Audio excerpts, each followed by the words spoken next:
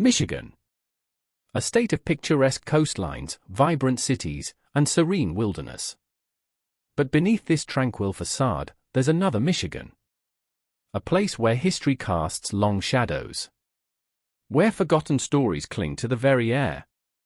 These aren't mere campfire tales. These are whispers carried on the wind, warnings etched into the landscape itself. Places where the line between past and present, known and unknown, seems to blur. Places locals avoid. After dark. What echoes linger in these silent structures, these remote clearings? What makes them truly forbidden? Every region has its ghost stories. But some places earn a reputation so potent, so deeply ingrained in the local psyche, that they transcend mere folklore. They become sites of active avoidance. Buildings left to decay, roads rarely traveled, woods too quiet. This isn't about simple fear of the unknown. It's about a collective memory of trauma, of tragedy, of something truly inexplicable. These are the locations we seek. The ones that have drawn real eyewitness accounts. The ones where history has left an indelible, chilling mark. And where the veil, perhaps, is thin. Our journey begins in Westland, at a site once known as Eloise. Not just an asylum, but a sprawling, self-sufficient municipality. For over a century, from 1839, it was the final destination for thousands. The destitute, the infirm, the mentally ill. What began as the Wayne County poorhouse expanded exponentially, growing into a formidable complex that served a staggering array of purposes.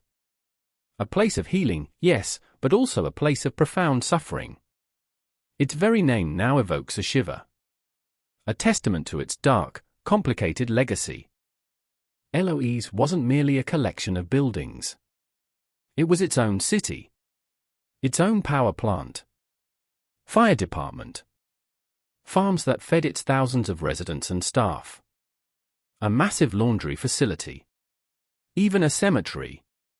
At its peak, this sprawling complex housed nearly 10,000 people. A microcosm of society, designed to be entirely self-contained, entirely self-sufficient. But within such isolation, within such a concentrated population dealing with severe illness and profound despair, what invisible energies might have accumulated? What echoes might have become imprinted on the very fabric of its walls? Over its long history, Eloise was at the forefront of medical advancements. Or what were considered advancements at the time. Hydrotherapy. Electroshock therapy. Techniques intended to soothe or shock the mind back to normalcy. Later, more invasive procedures became common, including the controversial lobotomy. Imagine the fear, the desperation of patients subjected to these treatments, often against their will. The anguish, the confusion, the silent screams.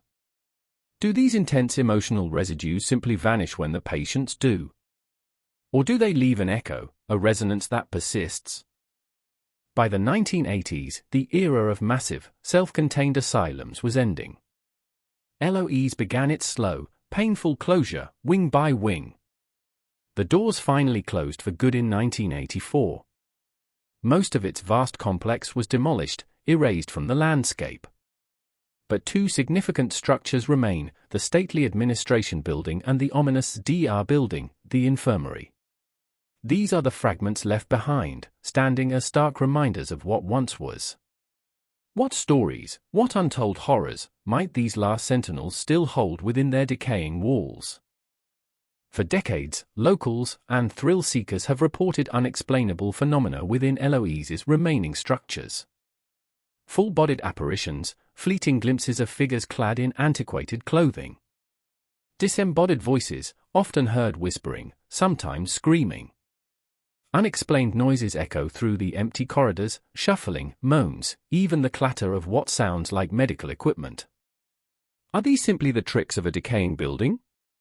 Or are they the lingering echoes of tormented spirits, trapped between worlds, unable to find peace after lives of suffering within these very walls?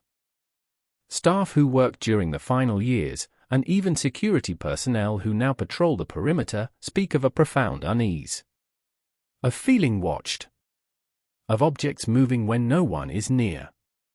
Accounts detail sudden, intense cold spots, even on warm days. Some claim to have seen patients staring from windows that should be empty. It's a collective experience of the profoundly unsettling. These aren't just isolated incidents, but a pattern of strange occurrences that reinforce Eloise's reputation. A reputation for harboring something truly beyond our understanding. Today, Eloise remains an active site, with ongoing demolition and renovation efforts for some parts. Yet, the remaining historic structures are strictly off-limits. Trespassing is illegal. Authorities patrol regularly, keenly aware of the site's allure for the curious and the daring. But the danger here isn't just legal.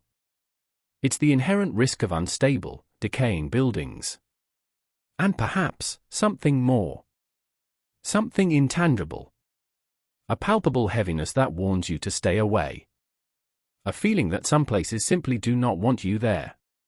Even in daylight, a sense of intrusion. From the institutional despair of Eloise, we turn to a different kind of tragedy. The Felt Mansion, nestled between Holland and Saugatuck. A grand, opulent estate built in the 1920s by Dor Felt, the brilliant inventor of the comptometer. It was a lavish gift, a testament to his success, intended as a serene sanctuary for his beloved wife, Agnes.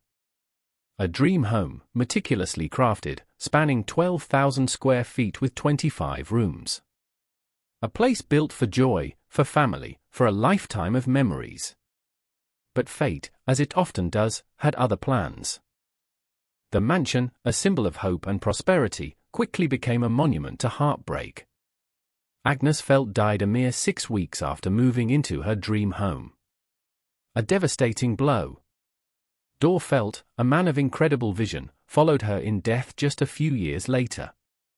The mansion, barely lived in by its creators, was left in a peculiar limbo. A grand structure, imbued with fresh grief, a profound sense of loss. Did the spirit of Agnes, so briefly in her dream home, linger? Could such sudden, acute sorrow embed itself in the very foundations? The mansion story didn't end with the Felts. It continued, taking darker turns. The state of Michigan acquired it, converting it first into a Catholic seminary in the 1940s.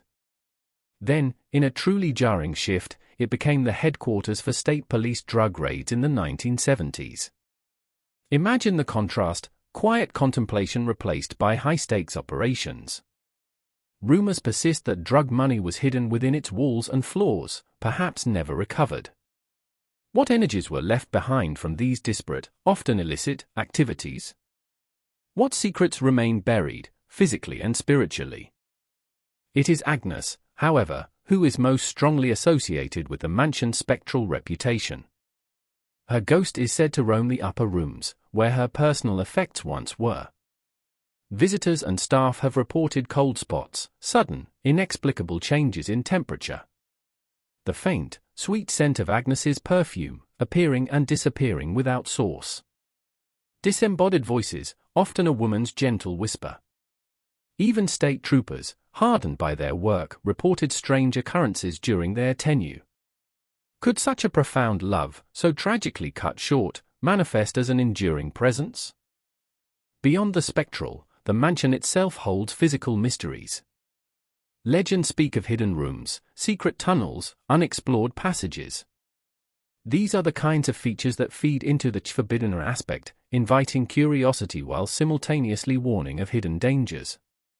While much of the mansion is now a public venue, certain areas remain restricted, especially during events. But even in the accessible areas, an unsettling energy is palpable. A sense of layers of history, some seen, some deliberately obscured. What else might be hidden within its grand, silent structure? Our final destination takes us deep into Michigan's Upper Peninsula, to a remote area near Watersmeet. Here, along a specific stretch of old US 45, an entirely different kind of mystery unfolds almost nightly. The Paulding Light. A phenomenon that has puzzled locals and scientists for generations. It appears in the distance, a mysterious glow, changing in color and intensity. A beacon in the darkness, seemingly without a source, without a logical explanation. What is this light? A trick of nature? Or something far more profound, and perhaps more ancient? The most enduring and romanticized legend attributes the Paulding light to the ghost of a railroad brakeman. The story goes that in the late 19th or early 20th century, a brakeman was tragically killed while waving his lantern, attempting to stop runaway train cars. His spirit, it said, continues its nightly vigil, searching for the phantom train, forever holding his lantern aloft. It's a tale of eternal duty, of a soul unable to rest.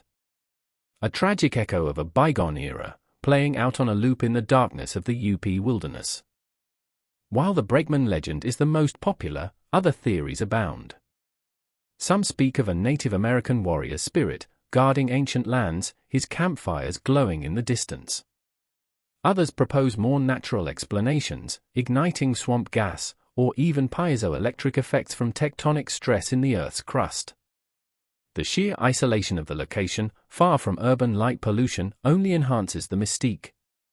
It's an empty canvas onto which generations have projected their fears, their hopes, and their attempts to rationalize the unknown. What does it say about us, that we crave explanation?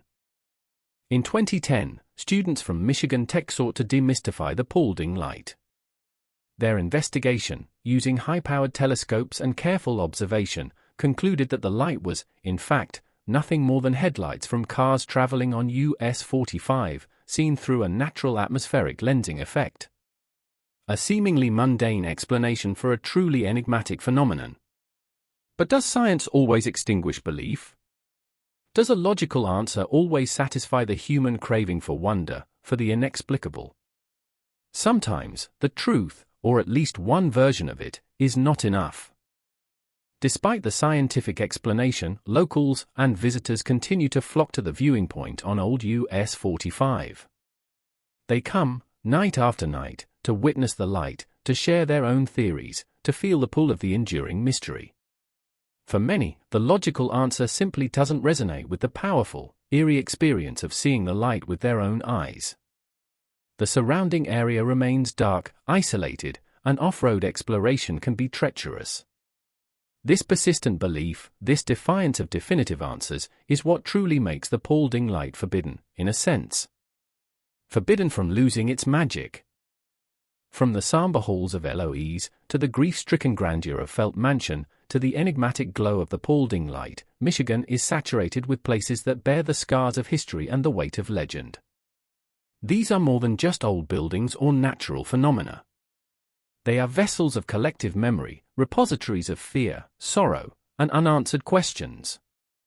What makes a place truly forbidden isn't just a sign or a fence.